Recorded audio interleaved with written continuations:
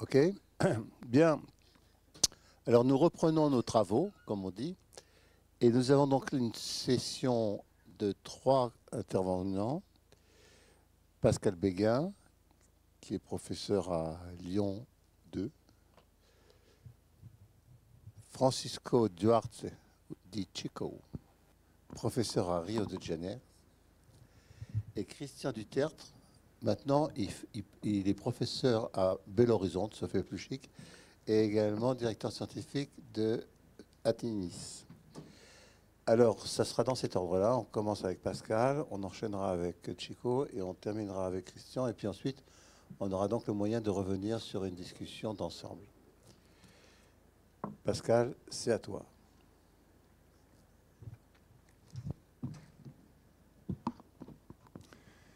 Bonjour à toutes et à tous. Donc c'est moi qui engage cette deuxième session. Le papier qu'on avait écrit avec Valérie, donc Valérie Poyot ne peut pas être là. Elle vous adresse toutes ses excuses pour ça. Il lui a été impossible de venir. Et donc le papier qu'on avait écrit s'appelait Relever les défis de la conception des écosystèmes coopératifs territorialisés. Mais bon, j'ai substantiellement modifié le déroulé de mon texte, hein, non pas parce que je ne suis pas d'accord avec moi, mais parce que c'est la dynamique d'un symposium, hein, tout simplement. On a préparé le symposium de sorte qu'il y ait une cohérence interne dans la présentation qu'on faisait. Et donc, ça a été renommé la rationalité de l'action dans les projets d'écosystèmes coopératifs territorialisés. Alors, ce que je vais vous présenter là, c'est ancré plutôt dans un travail de recherche-action, de recherche finalisée en partenariat, dans une action concrète, hein, qui est menée, pilotée par Athémis et par l'ADEME, et qui est un projet qui s'appelle Coopter. Coopter, c'est une quinzaine de projets, entre 15 et 20 projets sur l'ensemble du territoire métropolitain. Hein, je crois qu'il n'y en a pas dans les DOM-TOM. Donc sur entre 15 et 20 projets qui sont sur toute la France. Et avec plusieurs communautés. Il y a il y a une communauté scientifique, il y a une communauté d'accompagnateurs. Il y a une communauté de pilotes, hein, avec l'idée que ces différents acteurs se professionnalisent et aussi partagent leurs réflexions, parce que, en fait, ces 15 projets contribuent tous à un même enjeu qui est plus large que chacun de ces projets particuliers, qui est de concevoir des écosystèmes coopératifs territorialisés. Alors, c'est moi qui le dis comme ça, concevoir des écosystèmes coopératifs territorialisés. Hein. Alors pourquoi je dis concevoir? Parce qu'un écosystème coopératif territorialisé, hein, Thierry vous a présenté ce que c'était, ça ne se trouve pas tout fait dans la nature. Hein. Donc l'idée, c'est qu'il y a un acte de conception, de réalisation, de fabrication, de création. Hein, Sandro a beaucoup utilisé cette formule-là tout à l'heure, qui est à l'œuvre dans chacun de ces projets.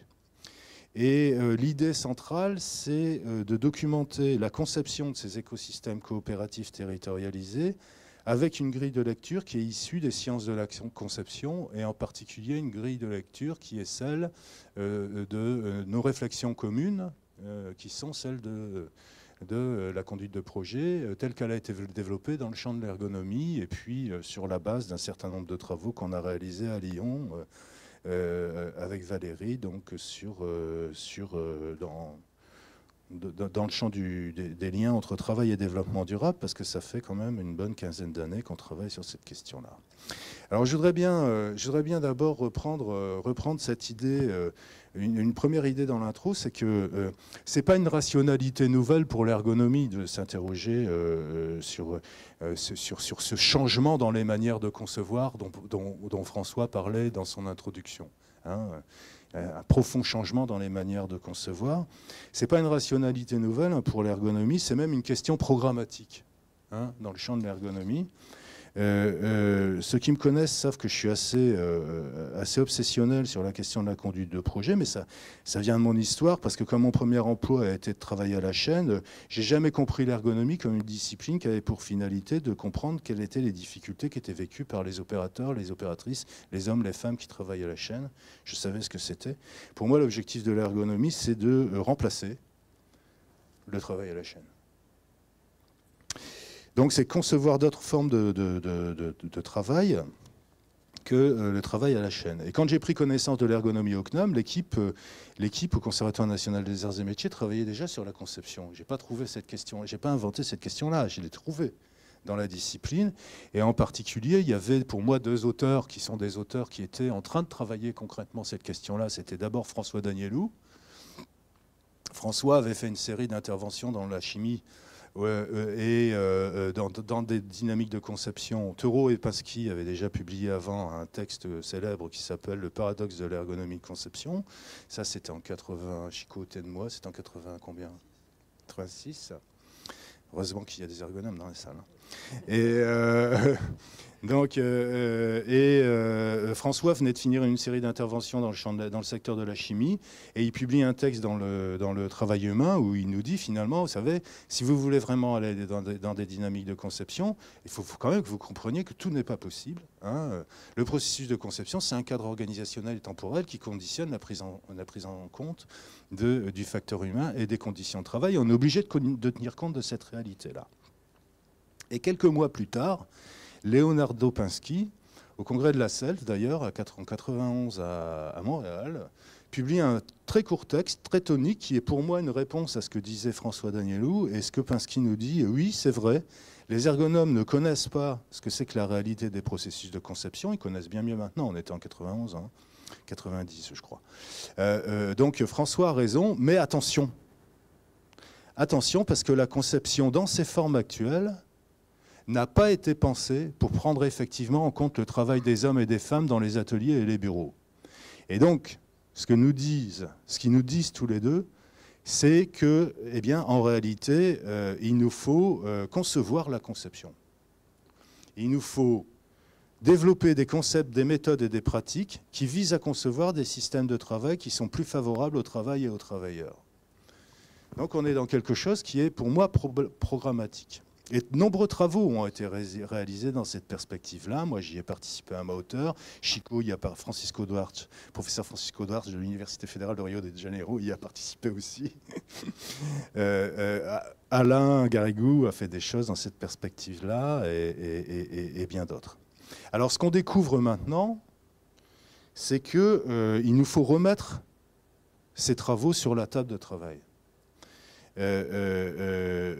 Les problématiques qui sont liées à la question de la transition dans le contexte du développement durable, finalement, nous amènent à réinterroger les rationalités sur lesquelles nous avons réfléchi et finalement les démarches et les méthodes qu'on a mis en œuvre. Alors, on n'est pas tout seul hein, sur cette position. Il n'y a pas que les ergonomes qui sont sur cette position. Il y a des communautés internationales qui travaillent sur cette question-là. J'en ai évoqué deux. Il y a le social design qui est piloté par un collègue italien qui s'appelle Manzini et qui anime un réseau international d'ampleur. Il y a même des gens de l'Université fédérale de Rio de Janeiro qui travaillent dans ce réseau.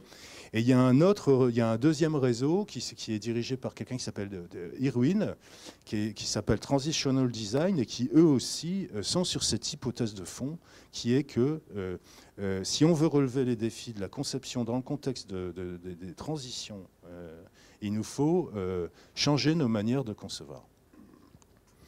Alors, une des raisons pour lesquelles on a changé, à transformer nos pratiques de conception, c'est que s'y joue en fait une remise en cause d'une approche descendante de la conception qui est celle de l'innovation techno. Massivement, en effet, les processus de conception auxquels nous avons été confrontés et auxquels nous sommes encore bien souvent confrontés dans l'entreprise industrielle, mondialisée et financiarisée, hein, c'est que finalement on conçoit des technos, on conçoit des artefacts, Et on introduit ces artefacts dans les situations de travail et on attend que l'activité de travail des opérateurs s'y aligne. Donc manifestement, les processus de conception sur lesquels on a travaillé et qu'on a corrigé dans cette perspective-là d'ailleurs, s'inscrivent dans des cadres de conception réglés. C'est réglé parce qu'on connaît les critères de réussite, on connaît les procédures, on connaît les acteurs. Et la question, c'est la réduction d'incertitude sur le protocole technique. On prend certes en compte la singularité des situations dans lesquelles on introduit le protocole technique, mais on est dans le cadre de la réduction d'incertitude sur le protocole technique. Or, la question à laquelle on est confronté quand on accompagne, quand on est dans le champ du développement durable et qu'on est engagé dans la recherche d'une autre rationalité, c'est la question de la transition, eh bien, c'est une toute autre rationalité, c'est qu'il faut mettre en place un processus développemental de redéfinition du cadre de l'action. Les opérateurs, les protagonistes doivent redéfinir leur manière de faire et leur manière de penser. C'est ça, pour moi, c'est ça l'immatériel. C'est-à-dire, on est sur une problématique dans laquelle ce qui est majeur, c'est la nécessité de redéfinir les manières de faire et les manières de penser. Alors, du coup, ça ne veut pas dire qu'il n'y a pas d'objets techniques. Ça veut dire que ces objets techniques, ils sont seconds d'une certaine manière, ils doivent arriver après qu'il y a eu des processus de reconfiguration entre les acteurs qui reposent sur les manières de faire et sur les manières de penser. C'est sur la base de ces manières de faire et sur ces manières de penser redéfinies qu'on peut spécifier les objets techniques dont on a besoin. Dans la conception descendante de l'innovation technique, on a déjà des manières de faire et de penser qui sont véhiculées dans le cadre des milieux industriels et on les développe, on les diffuse dans les milieux de travail. Là, il nous faut faire un processus inverse, c'est-à-dire il nous faut d'abord redéfinir les manières de faire et de penser avant de redéfinir nos technologies. Alors,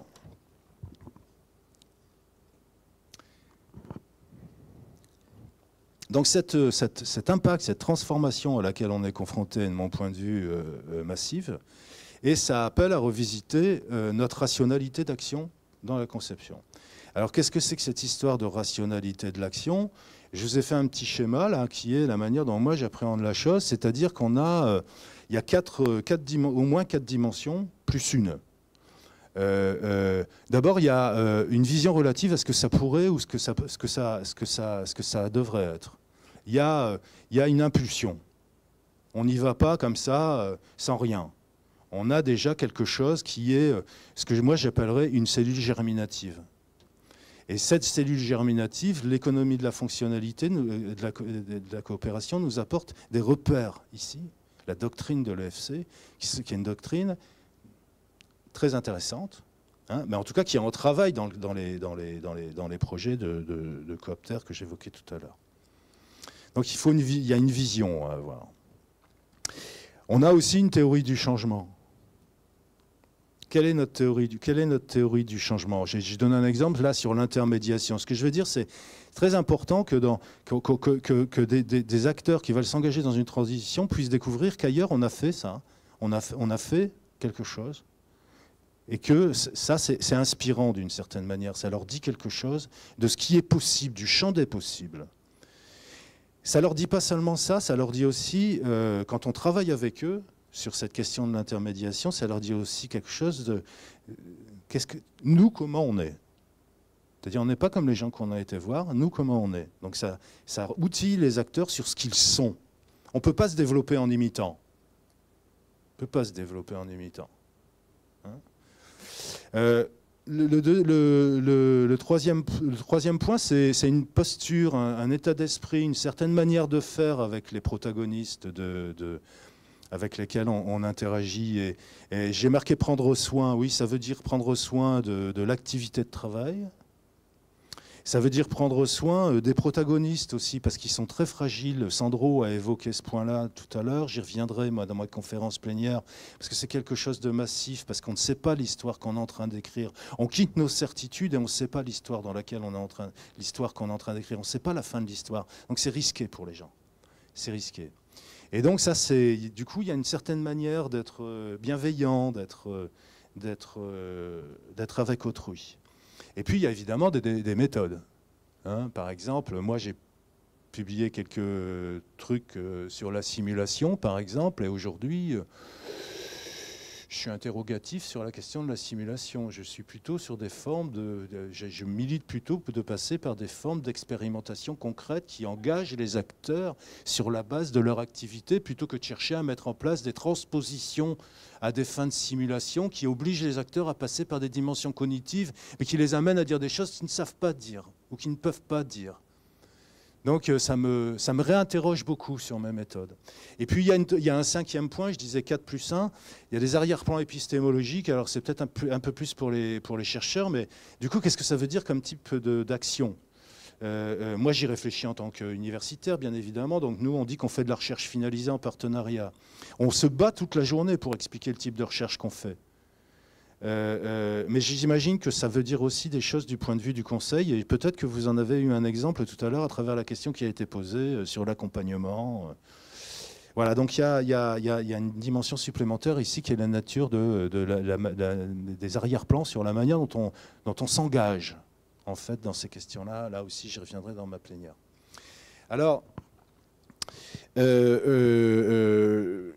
bon, quelles sont les questions sur lesquelles on est à l'aise aujourd'hui, sur lesquelles il y a des débats, on discute aussi au sein de Coopter avec les pilotes, les accompagnateurs, de comment on conduit, comment on fait pour faire advenir un ECT. Comment on fait pour créer les conditions qui sont favorables. Parce que c'est pas la même chose que de spécifier des systèmes techniques. Hein. Je vais revenir. Alors, il faut que je fasse gaffe au temps. Bon, il y a 4 points. Hein. La place du travail, ce que j'appelle le travailler, c'est-à-dire de l'activité de travail. J'y reviendrai là aussi, les transitions professionnelles, c'est-à-dire le FC propose une transformation de la manière dont on peut penser les régimes de travail. Mais il faut prendre soin de l'activité, il faut prendre soin des opérateurs, il faut prendre soin du travaillé, il faut prendre soin de l'activité de travail. Qui sont engagés dans la redéfinition du domaine du faisable et du pensable. Mais qu'est-ce qu'on retient de l'activité ? Qu'est-ce qu'on retient de l'activité de travail des opérateurs ? Comment on l'analyse ? Pourquoi faire ? Bon, là, je renvoie à l'exposé de Chico, parce que Chico va appréhender cette question, va traiter de cette question-là tout à l'heure. Qu'est-ce qu'on fait de ça, de l'épaisseur du travail telle qu'elle existe ? La construction d'une volonté relative au futur, ça c'est un point très très important, c'est-à-dire comment construit-on une volonté relative au futur dans une communauté d'acteurs qui s'engagent dans une transition. Hein. L'hypothèse, c'est que c'est une étape spécifique. Alors c'est pas complètement nouveau pour l'ergonome, mais dans la transition, ça devient très très lourd, quoi. Donc là, on arrive avec un référentiel qui n'est pas figé, hein, mais qui fixe un sens. Quel dialogue dans la construction de ce référentiel ? Dans la traduction de ce référentiel dans une situation concrète. Et puis le troisième point, c'est de créer des milieux instituants, hein, c'est-à-dire des milieux qui sont favorables à la transition.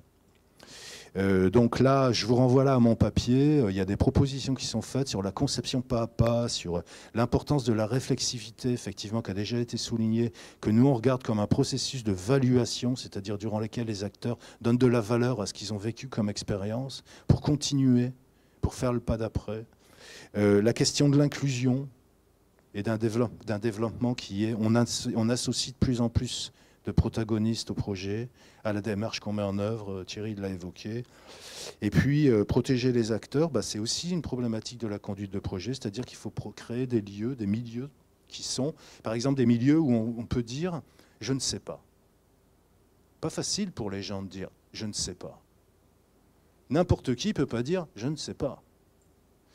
Ça, en faire une valeur du fait qu'à un moment, on ne sait pas, et que du coup, ça demande réflexion, et qu'il va falloir, et qu'il faut y revenir, qu'il faut en faire un sujet sur lequel on va travailler, ça, ce n'est pas les modes de régulation habituels entre les acteurs.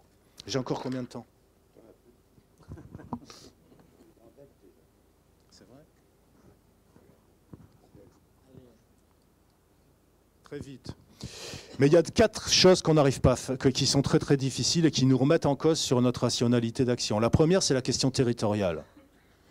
La question territoriale, on change d'échelle complètement dans la question territoriale. On a une organisation qu'on trouve dans l'entreprise quand on arrive pour conduire des projets. Quand on conduit un projet territorial, se pose la question de l'organisation à l'intérieur du territoire. Ça, c'est une question très très difficile. On a vécu sur une aporie en ergonomie. On a vécu sur un implicite complet, on intervenait à l'échelle de l'entreprise. En fait, on intervenait à l'échelle d'une entité économique. Quand on agit à l'échelle du territoire, en fait, on quitte cet implicite de l'échelle de l'entreprise, qui n'est pas illégitime, hein, mais on quitte cette aporie-là pour aller sur quelque chose qui est une autre unité d'analyse et d'action, une autre échelle d'analyse et d'action. Ça, c'est difficile. La question de l'immatériel, la conduite du projet comme avènement. Oui, là, j'utilise avènement au sens volontairement, c'est-à-dire il faut faire advenir quelque chose. C'est complètement différent dans la rationalité de spécifier quelque chose. Là, c'est une manière d'être avec les acteurs qui est très, très différente. L'autre question, c'est l'institution, le renversement que j'évoquais tout à l'heure, c'est-à-dire pas l'innovation technodescendante, mais le fait que les acteurs vont créer entre eux des formes organisationnelles, de réguler leurs interactions, définir des règles à leurs interactions, voire institutionnaliser des formes de coopération entre eux. C'est un objet, ça, pour la conception, et comment on fait pour concevoir ça ? Puisque c'est quelque chose qui est stratégique quand on opère ce renversement. Moi, je suis très démuni là-dessus. Il faudrait discuter. Il faudrait vraiment avoir une discussion longue. Qu'est-ce que c'est que cet objet qui serait à concevoir? Et puis la 4e question, c'est le travail hors travail. En fait, je vais aller très très vite. Thierry l'a évoqué tout à l'heure. Tu as évoqué des mangeurs, hein, je crois. On voit bien qu'aujourd'hui, oui, il y a les régimes de travail qui sont très problématiques parce que leur pression sur l'environnement n'est pas acceptable et ça, il faut en changer. OK. Mais dans les régimes, les modes de production industriels, financiarisés, centrés sur les produits, etc., ils sont faits aussi dans une forme où finalement, il y a eu une redéfinition aussi des modes de consommation. Et donc, il y a quelque chose qui s'est couplé là. Il y a quelque chose qui s'est articulé. Et nous, en tant qu'ergonomes, on a besoin de redéfinir les liens entre travail et hors travail qui nous sont posés par ces projets-là, sur lesquels on a finalement, sur le fond, pas forcément grand-chose à dire. Voilà. Merci Pascal. Cher maître, c'est à toi, tu fais court, tu sais faire ça. Tu fais court. Tu me dis, je pense. Oui. Oui. Si, regarde ça. Non, pour le replay, on ne voit pas. Si. Comment je fais pour mettre son transparent? Tu continues. Voilà.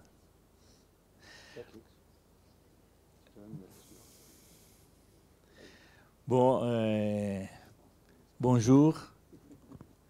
C'est un plaisir d'être ici avec vous dans cette table ronde, dans cette symposium. Je suis Francisco Duarte. On a préparé cette présentation avec un autre collègue. C'est Francisco Lima, qui malheureusement ne peut pas être ici. Il y a quelque temps déjà, on travaille, on essaye de travailler dans le cadre d'introduire un peu dans notre pratique la préoccupation avec l'économie, les modèles économiques. Et on a quelques expériences sur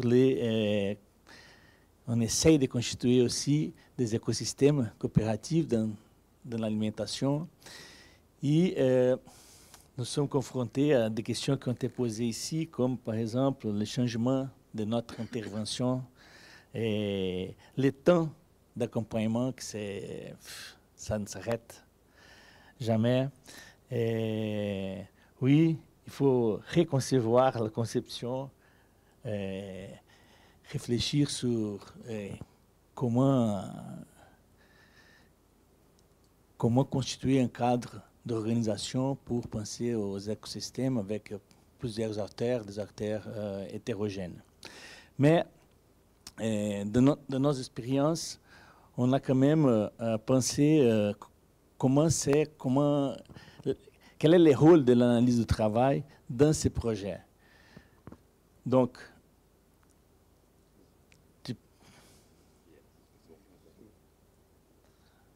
voilà. Parce que l'analyse du travail, en collaboration avec les travailleurs et sa description intrinsèque, c'était toujours la base des interventions en ergonomie. Et notre point de vue, c'est que cette analyse, elle garde toujours sa pertinence pour supporter le développement des écosystèmes coopératifs territorialisés dans quelques étapes quand même. Dans une démarche qui combine la ergonomie de la conception, comme a présenté Pascal, dans sa rationalité d'action, et aussi les projets des ECT dans l'économie de la fonctionnalité et de la coopération. Bon, voilà. La centralité du travail pour nous, c'était toujours les principes fondateurs de l'ergonomie. On doit forcément passer par le travail pour traiter des questions qui sont ailleurs, dans d'autres sphères de la production de la vie sociale, pour ne pas reproduire l'exploitation des producteurs afin de satisfaire des besoins des consommateurs. Et pour reconnaître le travail réel, il faut des analyses de travail plus ou moins approfondies en relation avec les types de conflits et de questions auxquels il faut répondre dans la construction de nouvelles formes de la vie en société. Encore que la parole soit un point de passage obligé pour régler les différences entre les acteurs, on ne peut pas répondre à toutes les questions par des analyses fondées uniquement sur la parole. D'ailleurs, les paroles deviennent plus riches si les acteurs sont confrontés aux observations de leurs propres comportements, et, par exemple, à travers des entretiens, autoconfrontations et d'autres méthodes.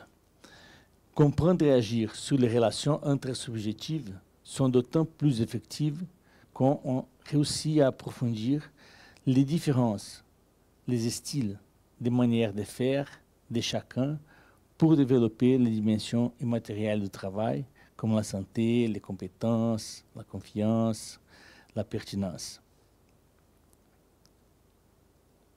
Et voilà. Comprendre pour transformer, mais comment et à quel niveau?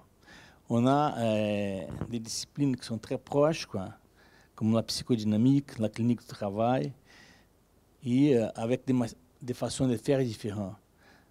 Par exemple, dans la psychodynamique du travail, la description de l'intelligence en action, c'est un processus de construction collective, expression, écoute, réflexivité.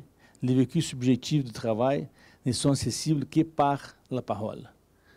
Dans la clinique du travail, transformer pour comprendre. La parole demeure une médiation essentielle lors des interventions, pour produire des développements de l'activité lors des instructions au choisi ou des autoconfrontations croisées. Bon, pour nous, dans l'analyse ergonomique du travail, la remise en situation par les traces de l'activité pour permettre la parole sur l'expérience vécue et la conscience réflexive et située. Dans ce cadre, on a développé, je vais raconter une expérience, c'est plutôt une expérience qui se passe à Belo Horizonte avec l'équipe de la FMG, dont Christian fait partie à ce moment, qui c'est dans un quartier de Belo Horizonte qui s'appelle Santa Teresa. Il y a un projet qui est accompagné depuis, je ne sais pas, 10 ans, plus ou moins, qui s'appelle Zéro Déchet, qui c'est une recherche-intervention avec des approches et des concepts de l'ergonomie associée aux démarches et concepts de l'économie de fonctionnalité de la coopération. Là, c'est l'équipe de Minas, je suis quelques thèses, quelques interventions. Ils ont construit une solution intégrée pour plusieurs problèmes qu'il y avait des acteurs. Il y avait des opérateurs, une coopérative de recyclage et un groupe d'agriculture urbaine, des fonctionnalités différentes, une l'alimentation, l'autre les déchets, qui travaillent ensemble à ce moment. Et aussi des habitants du quartier qui ont accès aux services de collecte publique des recyclables. Peu à peu, en construisant des solutions servicielles pour divers problèmes qui sont posés, s'est constitué un écosystème coopératif territorialisé. Les problèmes rencontrés, y compris des conflits entre les acteurs impliqués et les comités de pilotage de projets, et aussi les problèmes plus compliqués du point de vue technique, opérationnel et économique, ont demandé une approche d'analyse de l'activité et de l'ergonomie de conception, la conception d'un système de changement, de camions d'utilisation et aussi des sacs compostables. J'ai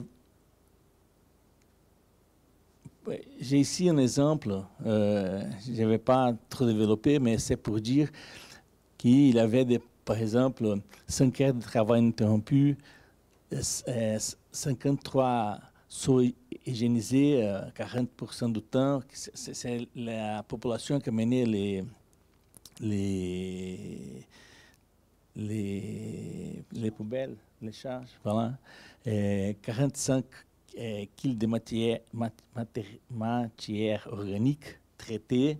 Bon, il y avait beaucoup de problèmes et la collaboration avec la population a fait que toute l'hygiénisation a été faite maintenant par la population. Parce qu'on avait un problème, beaucoup de dépenses de l'eau, etc.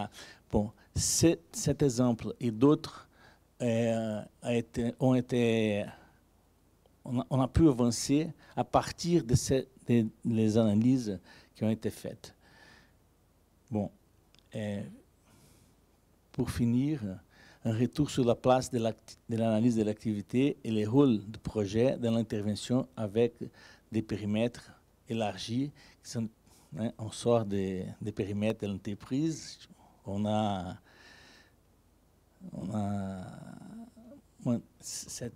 la population, on a l'agriculture et aussi les déchets. Tout un travail coopératif. Donc l'ergonomie, elle développe une production de connaissances qui on trouve tout à fait pertinent pour induire une action collective, surtout coopérative. Les résultats de l'analyse de travail sont la base de la démarche de la conception organisée dans une logique de conception ou d'une rationalité d'action sans que cela implique une anticipation de ce qui va se passer, comme a dit Pascal. Et on appelle ça une conception organique qui sait articuler la posture d'expert avec une démarche clinique. L'action précède la connaissance. Remplacer ces deux polarités dans un processus permanent où l'action et la réflexion sur l'action s'articulent d'une façon dialectique. La parole des acteurs, c'est un point de passage obligatoire pour donner un sens au registre du comportement au travail et de la situation de travail. Mais il y a une question qui reste ouverte pour nous, c'est l'institutionnalisation des espaces réflexifs et l'apprentissage organisationnel. Merci. Merci Chico. Le fait que tu parles aussi bien le français fait que j'oublie toujours de te féliciter et de te remercier de l'effort que ça demande de parler dans une langue qui n'est pas la tienne. En plus, tu as fait ça dans un temps absolument olympique. C'est Speedy Chico, ce qui met la barre très haut pour Christian. Maintenant.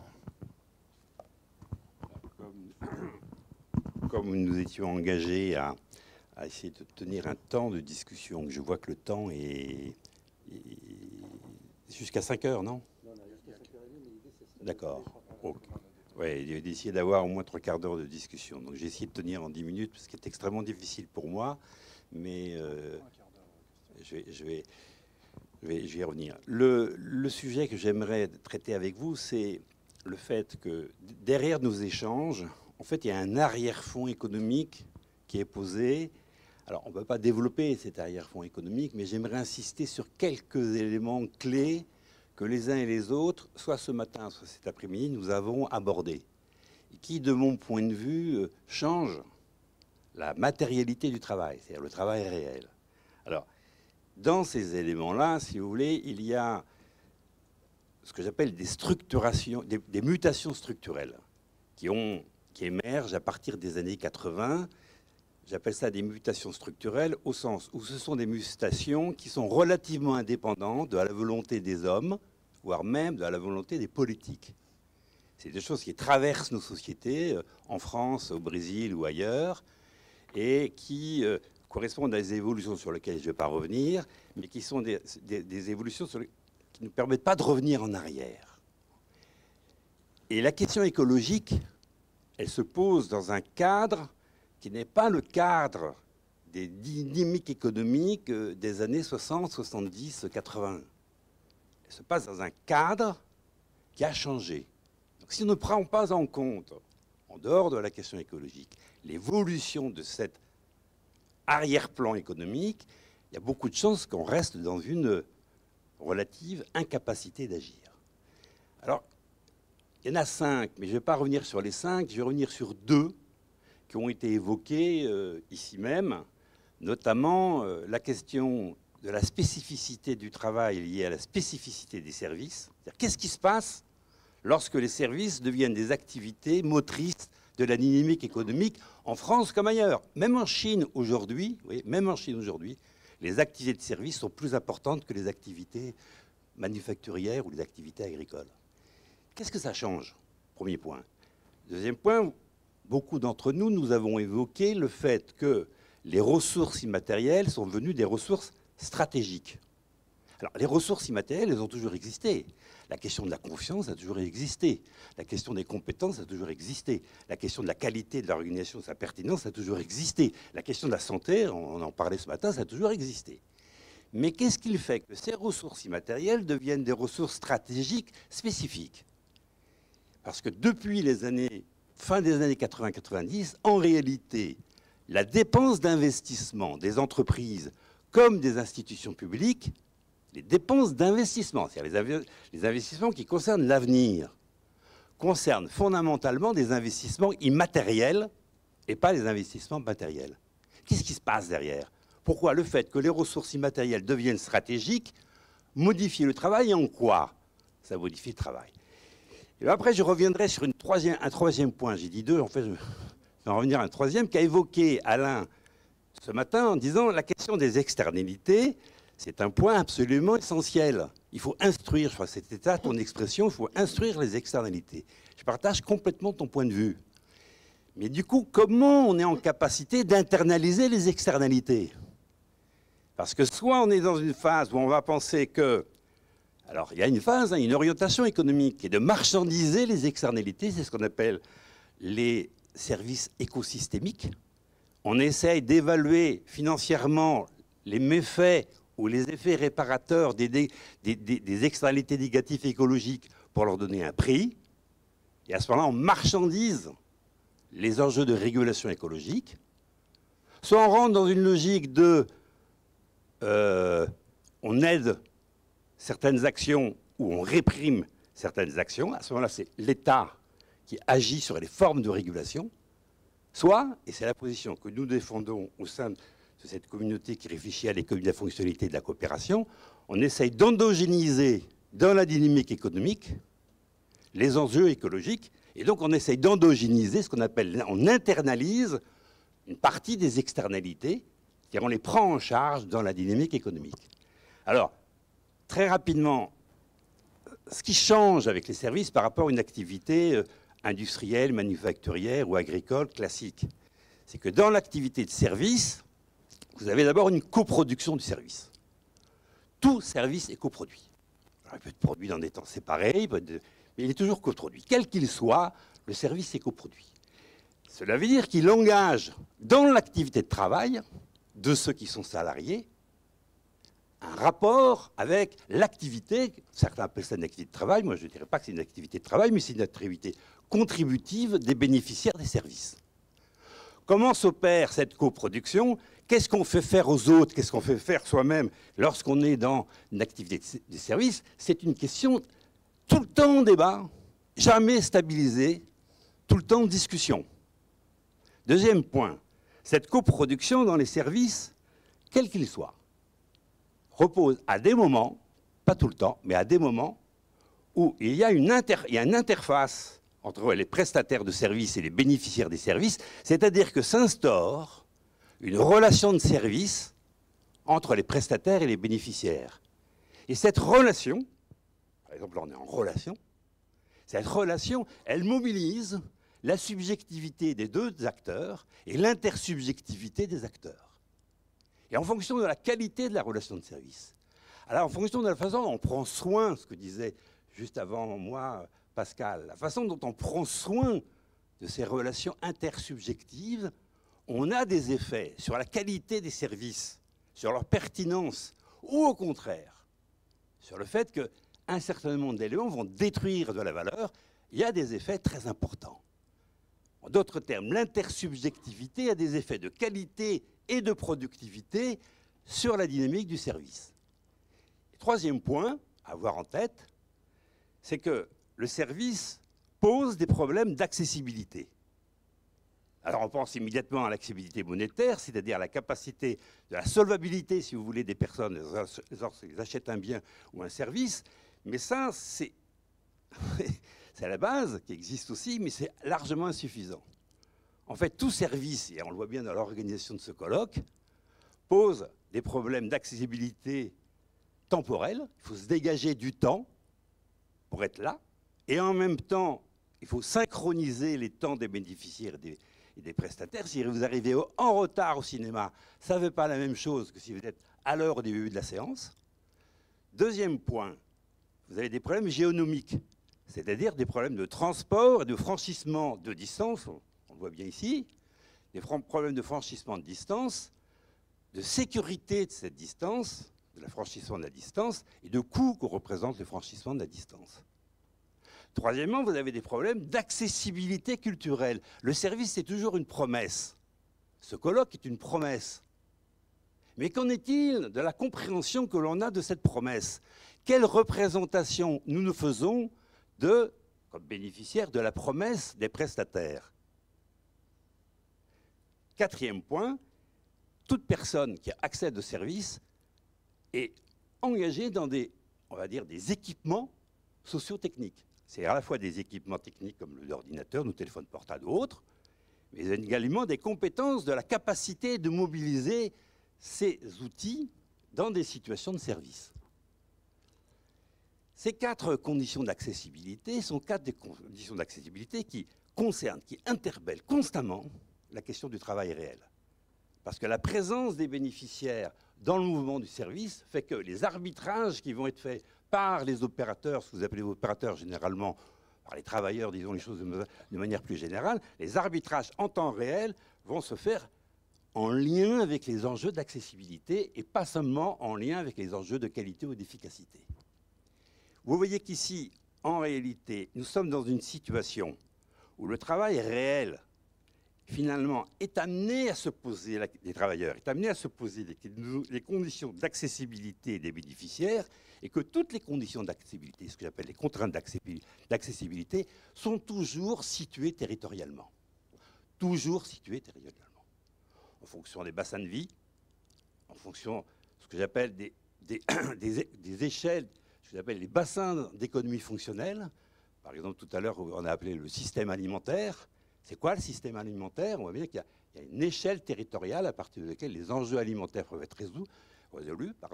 Vous avez par exemple des bassins berçants sur les questions de l'eau. Vous avez des bassins énergétiques. Vous avez toujours une dimension territoriale. C'est le premier point qui va nous poser la question du travail immédiatement en lien avec la qualité des relations territoriales et des territoires de projet qui s'opèrent. Alors, Deuxième point, alors là, on rentre dans un truc, effectivement, pardon, je vais y aller plus vite pour gagner du temps. Qu'est-ce qui se passe avec, dans toute activité productive? On mobilise des biens d'équipement, en noir, on mobilise des biens et des services intermédiaires, tout le monde connaît ça. Il y a un processus de travail qui se met en place, qui transforme ça avec des marchandises, des biens ou des services. On connaît tout ça. L'originalité de la situation, lorsque les ressources immatérielles deviennent stratégiques, c'est qu'en réalité, ces ressources immatérielles, au lieu d'être usées par l'activité productive, peuvent connaître à cette occasion une expérience qui peut les développer. Peut les développer. Ça ne veut pas dire que ça se fait mécaniquement. Mais il y a un potentiel de développement de la ressource à travers l'activité de travail. Alors pour un économiste, c'est énorme. Parce que les économistes, ils pensent que tout se dépense dans l'activité de travail, dans le processus de production. Et tout le monde pense que derrière, ça s'épuise. D'ailleurs, la notion de ressources qui s'épuisent, dont les ressources matérielles dont tu parlais ce matin, Alain, ce qui est vrai pour les ressources matérielles, puis qui n'est pas vrai pour les ressources immatérielles. Les ressources immatérielles peuvent se développer. Simplement, ce potentiel, pour qu'il se transforme en réel, il a besoin de passer par ce qu'on appelle en économie un investissement immatériel, c'est-à-dire une organisation réflexive. La condition pour que les ressources immatérielles se développent, c'est qu'il se mette en place dans l'organisation une organisation réflexive. Alors, vous voyez qu'ici, on va un point très très important des enjeux de développement, y compris de développement durable, parce qu'on peut concevoir un développement économique fondé sur la réduction de la matière et l'augmentation du développement de la ressource immatérielle et des effets immatériels des activités. C'est un point de vue anti-contradictoire avec la décroissance. La décroissance avance l'idée qu'il faut décroître pour arriver à intégrer les enjeux écologiques. Ici, c'est une proposition qui n'est pas la même. C'est-à-dire, ça dépend sur quoi on fonde le développement. Si on déplace le développement sur la question des ressources immatérielles, on peut envisager un développement en même temps que la réduction de l'usage de la matière et donc une capacité d'assumer les enjeux écologiques. Alors, si vous voulez, ça donne ce que j'appelle l'effet ciseau. L'effet ciseau, c'est réduction de l'usage de la matière, augmentation des effets serviciels de l'immatériel. Mais la condition, je reviens dessus, on en a parlé pas mal d'autres fois, la condition, c'est la mise en place. Et on verra au besoin, dans le débat, si on arrive à en discuter, de l'institutionnalisation de l'organisation réflexive. L'institutionnalisation de l'organisation réflexive, ça veut dire, l'institutionnalisation, c'est la stabilité et la pérennité de l'organisation sur le long terme. Alors, dernier point, si vous voulez, ce qui va permettre, au besoin d'introduire des discussions que je pense qui vont avoir lieu demain sur la filière, ou que tu as engagé, Vincent, tout à l'heure sur la filière alimentaire. On hérite d'une relation inter-entreprise dans le monde industriel ou agricole qui est dominée par ce qu'on appelle la chaîne de valeur. La chaîne de valeur ou la filière, c'est un système de sous-traitance par étapes qui fait que les acteurs qui sont à l'aval de la filière ou en aval de la chaîne de valeur captent la dimension monétaire de la valeur et imposent par le système de sous-traitance des enjeux de productivité, des enjeux de qualité à d'autres acteurs qui créent la valeur. Donc la chaîne de valeur, elle dissocie les lieux de production de la valeur, d'usage ou des effets de service, des lieux de captation de la valeur monétaire. Alors bien entendu, cette concentration de la captation monétaire vers les grands groupes globalisés et financiarisés va venir entretenir la finance de marché. Je ne vais pas rentrer là-dedans parce que c'est beaucoup trop long. Il va venir alimenter toute la sphère financière, mais surtout ça va désosser progressivement la capacité des sous-traitants d'engager des investissements, y compris qui concernent le travail, y compris qui concernent la santé, et y compris qui concernent l'écologie, et en particulier les investissements immatériels. Donc on est dans une situation où si on reste coincé par ce qu'on appelle filière, ou par la chaîne de valeur, qui est la même chose, vous êtes en situation où si vous gardez ça, vous gardez un système d'oppression, de domination, qui sépare les lieux de production de la valeur avec les lieux de captation de la valeur monétaire, et vous n'avez aucune chance de faire en sorte que les acteurs en amont de la filière trouvent la capacité de trouver une forme de développement. Ce qui est la principale critique à l'économie circulaire, je ne vais pas le faire maintenant, mais qui est la principale économie circulaire, parce que vous pouvez avoir une économie circulaire prise par la chaîne de valeur. Alors, comment sortir de ça? C'est la conception de ces écosystèmes coopératifs territorialisés. Alors, on n'a pas inventé ça comme ça. On a inventé ça, on l'a théorisé, on l'a conceptualisé, notamment à partir de plusieurs expériences, notamment à partir de l'expérience que Thierry vous a présentée tout à l'heure, c'est-à-dire que c'est une expérience, je suis engagé dans ce jardin en 2010, donc ça fait 13 ans. Donc sur la base d'expériences où on a constaté que des acteurs commençaient à se mettre en œuvre ou en mouvement dans cette perspective, qu'ensuite on a à la fois créé un mouvement de réflexion, réflexion, doctrine avec eux pour conceptualiser ce qu'on appelle maintenant des écosystèmes coopératifs territorialisés. Alors je voudrais vous alerter sur 3 points. Le premier point, c'est qu'un écosystème coopératif territorialisé, ce n'est pas un écosystème. Un écosystème, c'est la façon dont les gens ou les acteurs sont en lien.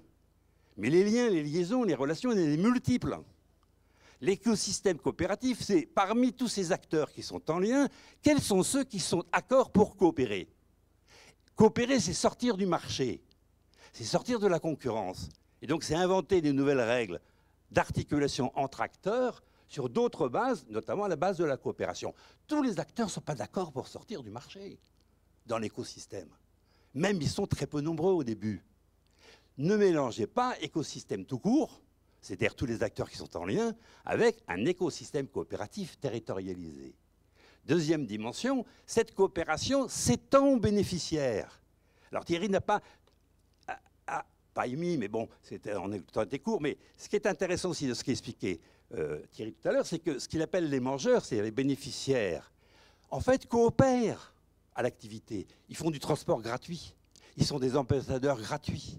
Ils réalisent un certain nombre de paniers gratuitement. C'est-à-dire que leur engagement n'est pas qu'un engagement financier, leur engagement est aussi un engagement volontaire, bénévole, dans l'activité, donc un soutien politique. Mais en même temps que c'est un soutien politique, ce sont des économies, ce sont des gains de productivité, ce sont des dépenses en moins. Et donc la rentabilité de cet écosystème coopératif, il repose pas seulement sur la coopération des gens engagés comme prestataires ou comme professionnels, mais également par l'engagement citoyen des bénéficiaires, dans la façon où cet engagement soulage la charge de travail de ceux qui en font une activité professionnelle. Deuxième point très important. Troisième point... Je finis. Troisième point très important, il est territorialisé. Alors, dans les territoires, c'est quoi les territoires? Territoire de projet, oui, mais c'est quoi derrière? Alors, on est en train de travailler justement avec les jardins de Cocagne, mais pas que, aussi avec les recycleries, avec d'autres acteurs, sur la façon d'en percevoir les échelles territoriales.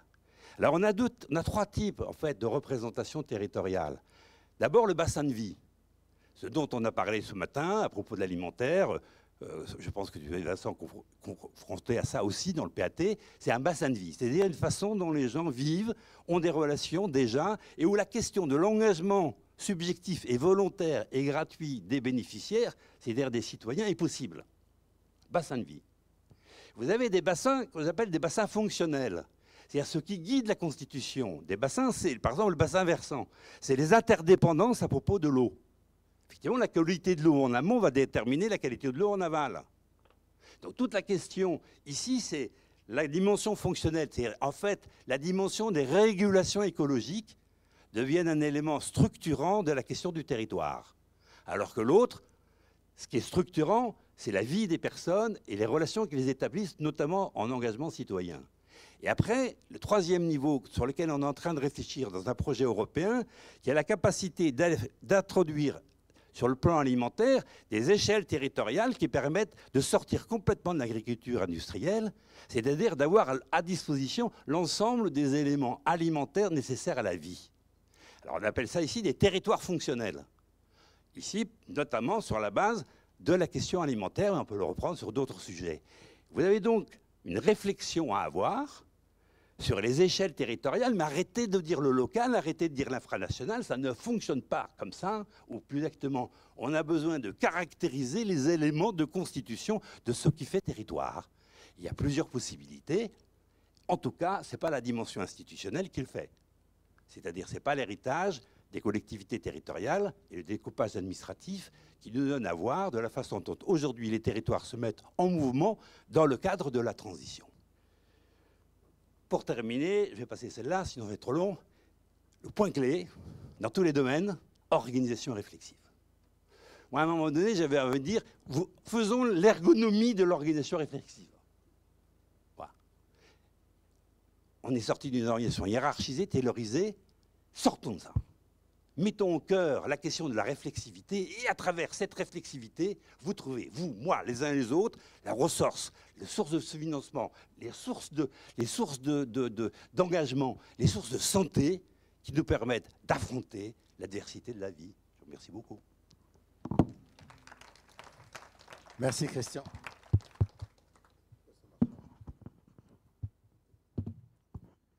Merci Christian. Merci.